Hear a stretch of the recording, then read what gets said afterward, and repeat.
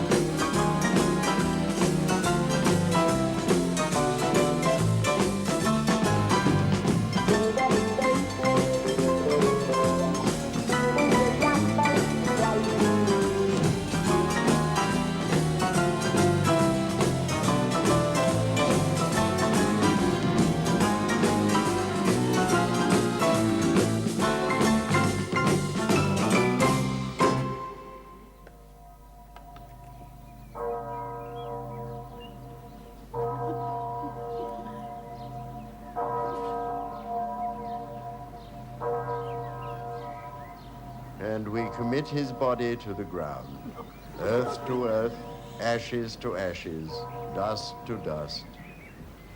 And we beseech thine infinite goodness, grace to live in thy fear and love.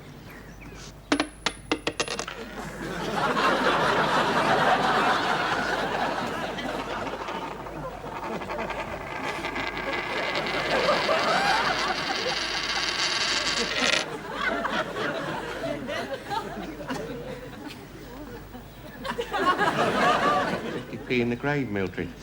Yes, I know, George. Don't. Go and get it.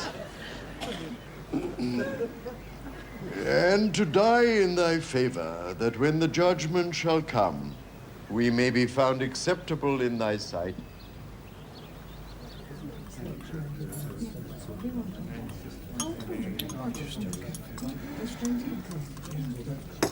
A very upsetting experience that was, Mildred. Gone, but not forgotten. Well, your Uncle Nathaniel lived a long life, George. I'm talking about me 50p. Well, what were you sobbing about? You hardly knew him. Well, I enjoy a good cry, George. Weddings, christenings, onions. Would you like a sandwich, Mildred? Oh, no, thank you, love. Oh, what a lovely service. Thank you. I think he'd have enjoyed it if he'd been there. And how are you, George? All right? Oh, yeah. I've never felt better, Kate. Do you know those were his very last words? Oh, yeah.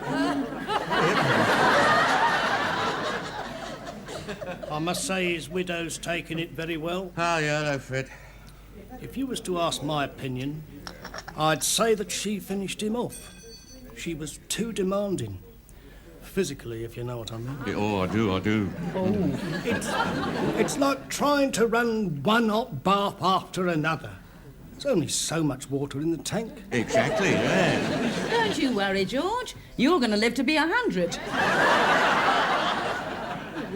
Did you ever hear of anybody else who got a mattress replaced under a 12-month guarantee? Poor devil. You know, towards the end, he could hardly hold his pension book steady. Yeah, well, he was a lot older than she was. He was towards the end. Oh, I think your choice of hymns was so tasteful, love. Oh, I'm sorry about George's tummy rumbling. Oh, it was him, was it? It was hard to tell with the echo in the church. Yes, I know. Oh, and the coffin. Beautiful. I mean, that lovely wood. Mahogany. I'm thinking of having the dining room done out in it with brass wall lights. Oh, yes. Like the handles. Yeah. Oh, they went together beautifully. Mind you, so they should have done. It was a very expensive funeral. Oh, well, it's the cost of living, dear. Well, so to speak. I insisted on him being fully covered, of course. Oh, yeah, well, I think you're very wise, yes. Take my tip. Make sure your husband's properly insured. Otherwise, well, it can quite ruin the occasion. Yeah. Yes, I see what you mean. Oh, yeah, so. Yeah, it's going well, isn't it? I know this isn't quite the time, Kate, but Nathaniel's best suit, the grey one, is it spoken for? I mean, I'm about his size, aren't I? No, it isn't. Why not pop round later tonight? And try on the trousers. Oh, righto. Hey? Yeah, well, I don't like tragic occasions, funerals and weddings and that. Yeah, I think I'll change my shirt. George, are you fully insured? What? It's not dangerous, is it? I mean, supposing you got run over by a bus? What, while I'm changing my shirt? Oh. Any time. Oh, yeah. Well, I've got a small endowment. Yes. Yes, it's 9p a week.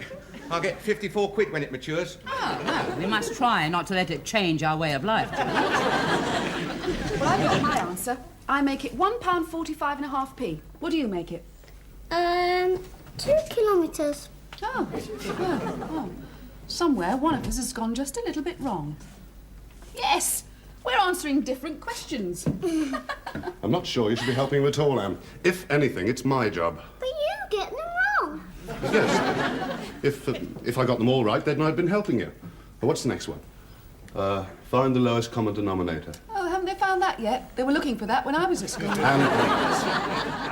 Fed up. I'd rather go and play. I'd rather go and play. Your mother would rather go and play. We'd all rather go and play. Then why are we sitting here doing homework? Because I want you to go on to prep school, followed by public school, and then Oxbridge, postgraduate studies, a doctorate, get married, have a child of your own. And start the whole rotten treadmill all over again. And the first step towards these glittering prizes is to find the lowest common denominator. Now, get on with it. When's your school report due? Next week. Ah, good. Looking forward to that. Yes, we all are.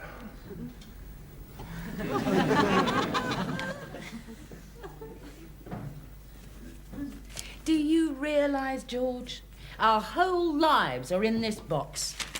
Oh, there's your birth certificate. Oh, there goes one theory. It's got your father's name on it.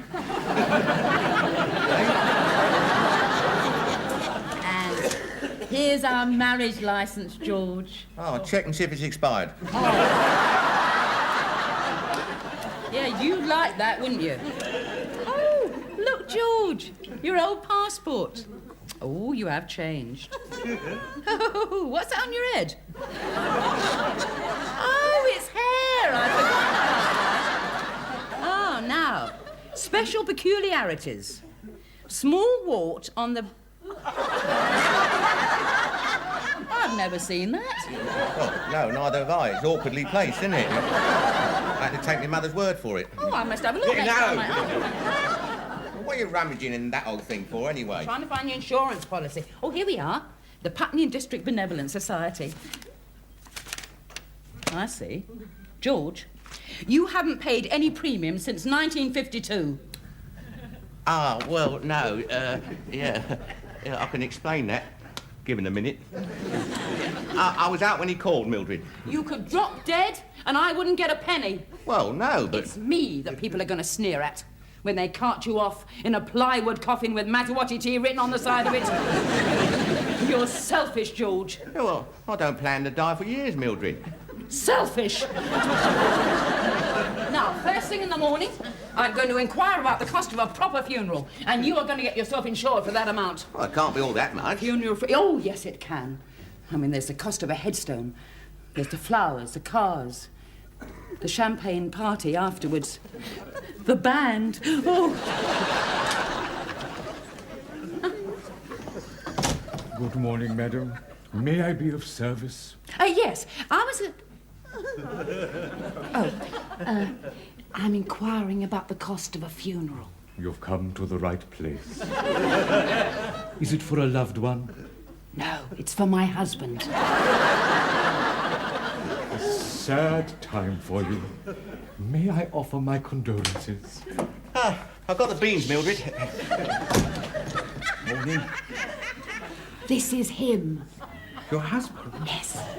Oh, but he's still alive, madam. That is a matter of opinion. Yes. Well, perhaps we could go through into the inner office. It's quieter in there. It can't be.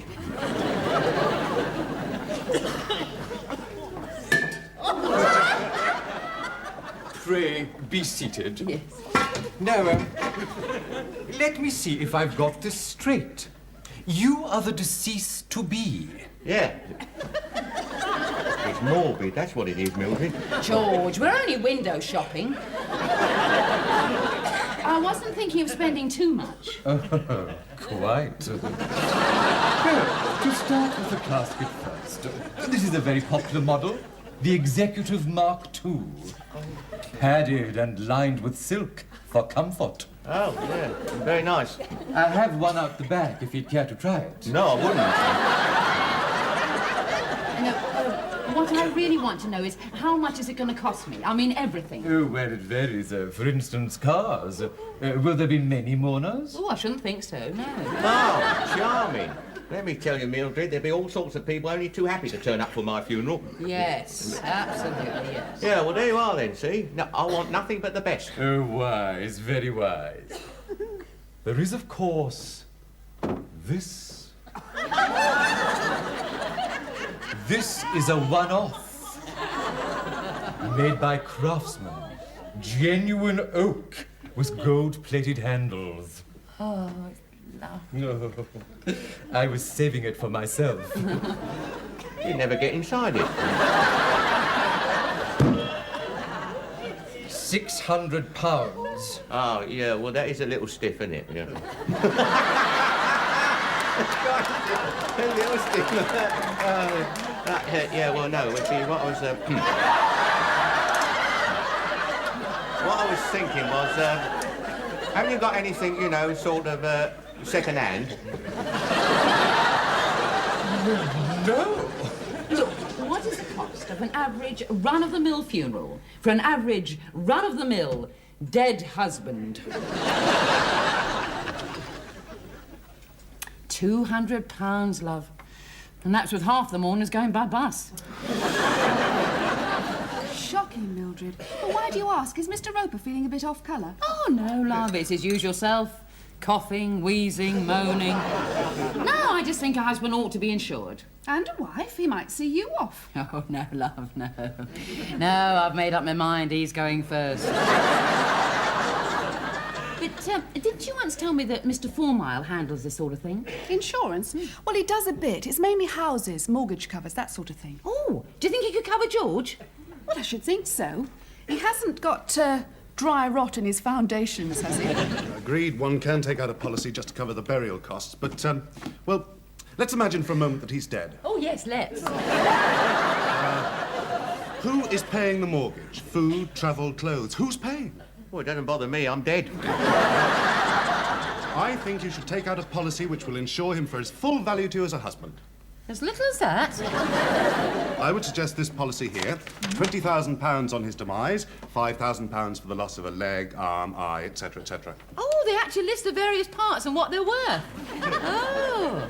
Ah. One or two bargains here, George. You're on a commission for this, aren't you? Be quiet, George, you're dead. That will be ideal, Mr. Fourmile. Good. Well, you have to have a medical first, of course. I'll just take down a few details. Name, well, we know. Address?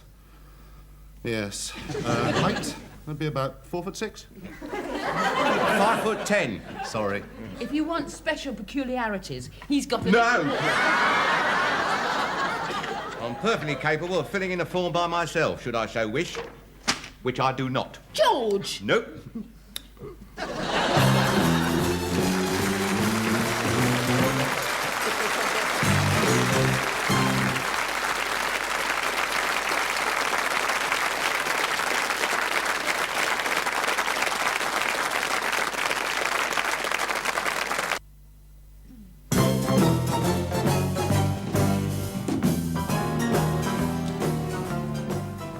Now, I don't like medical examinations, Mildred.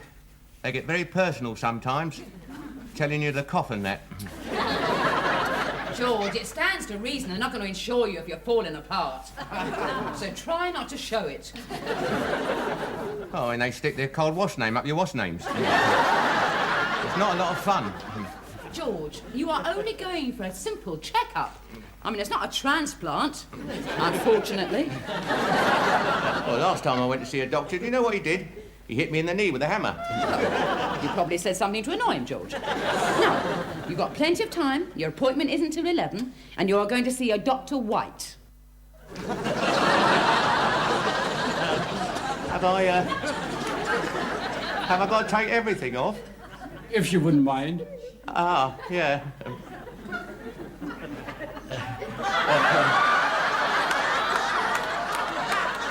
Well, that's it, you see. I do mind, because, well, if I take everything off, I lose my dignity. And you feel dignified looking like that? Yeah, well, no, but... Everything off. I cannot examine you through your woolly vest. Oh, yeah, right. Hey, it's funny your name being, and you being, I'll take everything off. And lie down on the couch, please. Do you smoke, Mr. Roper? No, thank you, not just now. Yeah, I see what you mean. Yeah, about 5 a day. 5? 3 or 4 times a day. Oh, so that's 20. Yes, you could put it like that. Right, I'm ready. Good.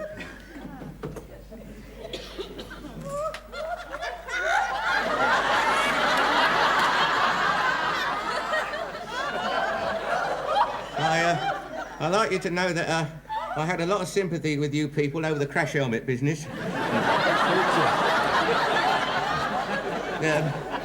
One of your lot, you know, opened a restaurant near us.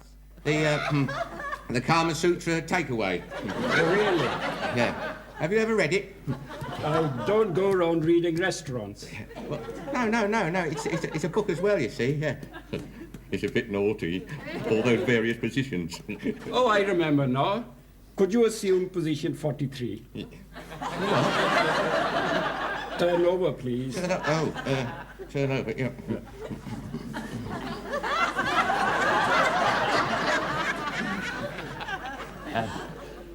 When will I hear from the insurance people? In a day or two. Breathe in, please. You've got a good sense of rhythm, you people. You are too kind, Mr. Roper. It is Mr. Roper, isn't it? Yeah. Oh, yeah. Oh, good, because you all look the same to me. Yeah.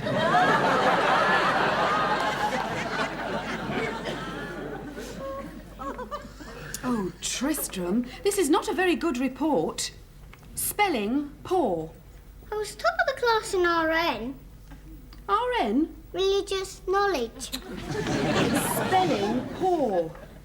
And I was fastest at running. Well, that might come in handy. And look what your geography teacher says. Lives in a world of his own. Oh, dear. She puts that on everybody's report. She thinks it's funny. Well, I'll show this to your father when he's in a good mood. Anne, where the devil is everybody? Which is not now. Anne, look at this. A parking ticket. £6 for parking outside the magistrate's court. What are you doing there? Paying the parking ticket I got last week. Has Tristram's school report arrived yet? No, definitely not. Pity. Might have put me in a better mood.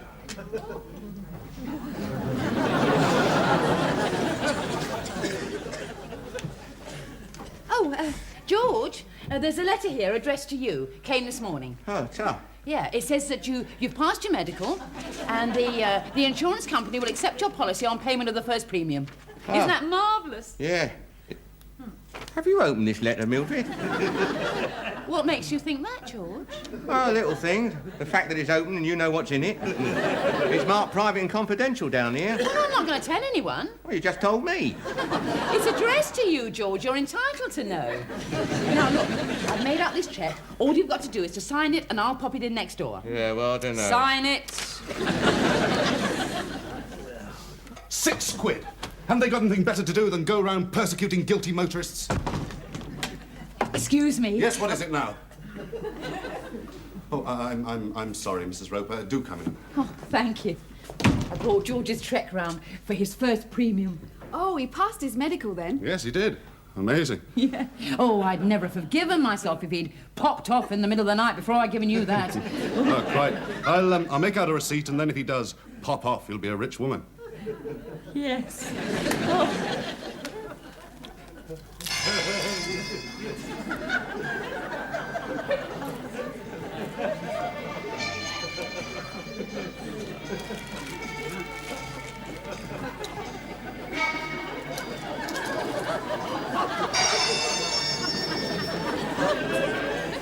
20,000 pounds. What? Oh, nothing, George, no. Oh.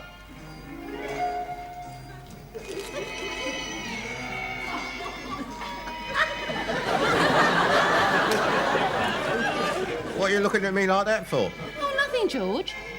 I was just thinking about how much you're worth.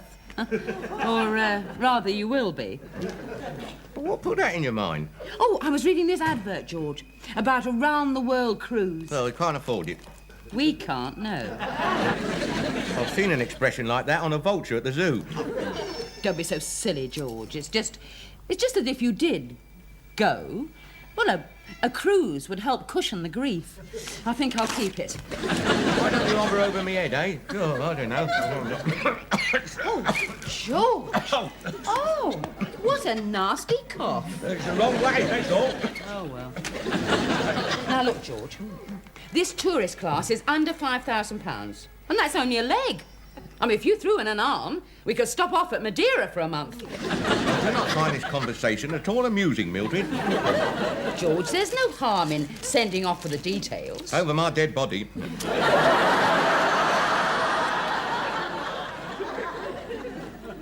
I've been thinking about this parking business, and, well, enough is enough.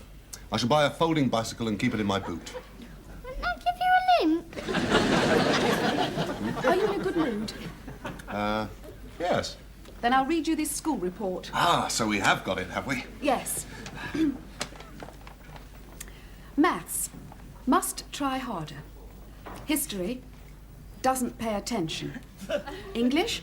His handwriting has improved, revealing his inability to spell. And the rest are worse. Bottom of the class. Oh, Tristram. That report is... well, it's very disappointing. It's not mine, Daddy. What? It's yours. I don't have your files. It's you when you were 7. But This is Tristram's. It isn't anywhere near as bad. Ah.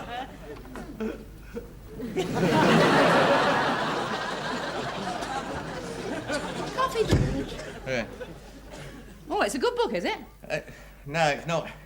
It's about this woman who finished off 6 husbands by putting poison in their food. Oh, I must read it. No, I'm taking it back to the library. Door, George. God, blimey.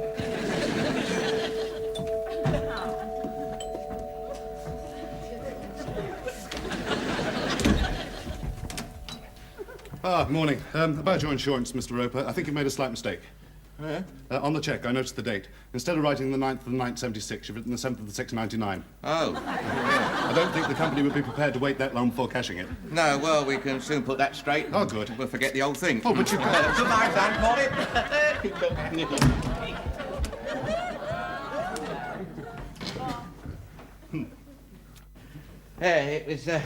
it was him next door. Mm. I've just torn up the cheque on the first premium, Mildred. You've what? Told him to forget the old thing.